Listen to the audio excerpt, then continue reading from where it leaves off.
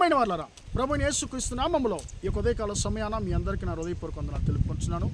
ఈరోజంతా కూడా మీరు చేయబోయే అన్ని విషయాల్లో దేవుని హస్తము మీకు తోడయుండి మీకు జయాన్ని కలుగజేయునుగాక.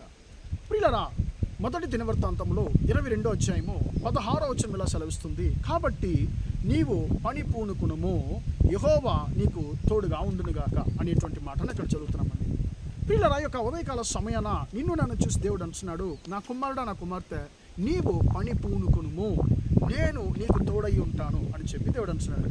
ప్రియులారా, ఇక్కడ ఈ యొక్క మాట దావీదు మహారాజు ఆయన చివరి అంటే తన యొక్క మరణాన్ని ఆయన ఎదురు చూస్తున్నటువంటి ఆ రోజుల్లో చివరి దినాల్లో తన యొక్క కుమారుడైనటువంటి సొలొమోను రాజును చూసి ఆయన పలికిన ఒక మాటగా ఈ ఒక మాట ఉంది.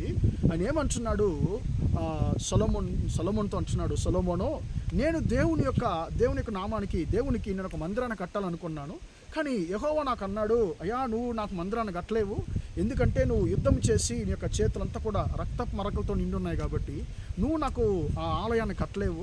నీ యొక్క కుమారుడైనట్టు నీ గర్భఫలమైనట్టు నీ కుమారుడు నీ స్థానంలో రాజుగా ఆయన నేను అభిషేకిస్తాను, అప్పుడు అతడు నా నామానికి ఆలయాన్ని కడతాడని చెప్పి దేవుడు అన్నాడు నాతో.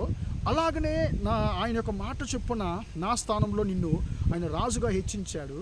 ఇప్పుడు దేవుని యొక్క ఆలయం కట్టడానికి కావలసినటువంటి అన్ని వస్తువులు కూడా సిద్ధంగా ఉన్నాయి, కానీ నువ్వు పని పూనుకోవాలి. అంటే నువ్వు ఆ పనిని నువ్వు ప్రారంభించాలి, చేయడానికి నువ్వు మొదలు పెట్టాలి. అప్పుడు నీ దేవుడైన యెహోవా నీతో ఉండి ఆ పని క్రమంగా అది ముగించేంత వరకు ఆయన నీకు తోడై ఉంటాడని చెప్పి దావీదు మహారాజు తన యొక్క కుమారుడైన సొలొమోనుతో అంటున్నాడండి. ప్రియులారా, ఈ యొక్క మాటను దేవుడు యొక్క ఉదయకాల సమయాన నిన్ను నన్ను చూసి ఆయన అంటున్నాడు, నా కుమారుడా, నా కుమార్తె, నీవు చేయడానికి ఉద్దేశించినటువంటి ఆ యొక్క పనిని నువ్వు మొదలుపెట్టు, నువ్వు పని పూనుకో, నేను నీకు తోడై ఉంటాను అని చెప్పి ఆయన అంటున్నాడు. ప్రియులారా, కొన్నిసార్లు మనము చాలా రోజులుగా మనం ప్రార్థించి దేవుని యొక్క సన్నిధిలో మనము కనిపెట్టుకొని ఉండి ఏదో ఒక కార్యాన్ని మనం చేయడానికి మనం సిద్ధపడుతుండొచ్చండి.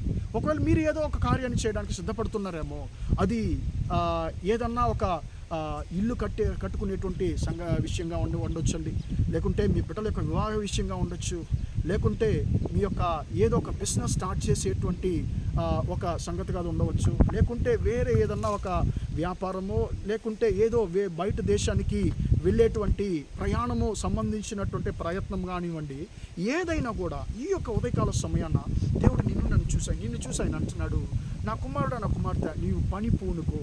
అంటే అర్థం ఏంటి? నువ్వు చేయడానికి ఉద్దేశించి ఉన్నటువంటి ఆ యొక్క పనిని నువ్వు మొదలుపెట్టు, నేను నీకు తోడై ఉండి నేను నీకు జయాన్ని కలుగజేస్తాను అని చెప్పి దేవుడు అంటున్నాడండి. ప్రియులారా, సొలొమోను రాజు తన యొక్క తండ్రి యొక్క మాట ప్రకారము ప్రియులారా ఆయన దేవుని యొక్క మందిరాన్ని కట్టడానికి మొదలు పెడుతున్నాడు. ఆ యొక్క మందిరము కట్టి ముగించేంత వరకు దేవుడిని యెహోవా ఆయనకు తోడై ఉన్నాడు.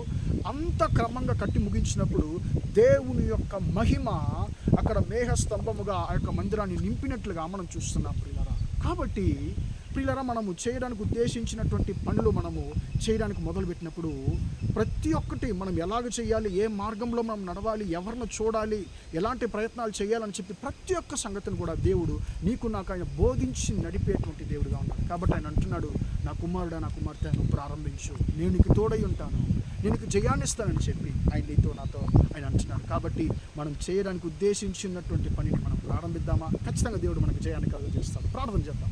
ప్రేమగల మా తండ్రి, దయగల దేవ, ఇంతవరకు ఈ మాటలు విన్న మీ బిడ్డలు మీరు దీవించండి, ఆశీర్వదించండి. కాబట్టి నువ్వు పని పూనుకోను, ఈ దేవుడిని యెహోవానికి తోడయుండునుగా కన్న మాట ప్రకారం, యెహోవానికి తోడయుండునుగా కన్న మాట ప్రకారం తండ్రి, మీ బిడ్డలు చేయడానికి ఉద్దేశించినటువంటి పనులన్నింటిలో కూడా తండ్రి వారు మొదలుపెట్టి తండ్రి వాటిని చేసి తండ్రి వాటిని క్రమంగా ముగించేంత వరకు మీ హస్తం వారికి తోడయ్యింది తండ్రి, వారికి 100% తండ్రి జయాన్ని కలుగజేయమని ప్రార్థిస్తున్నాను.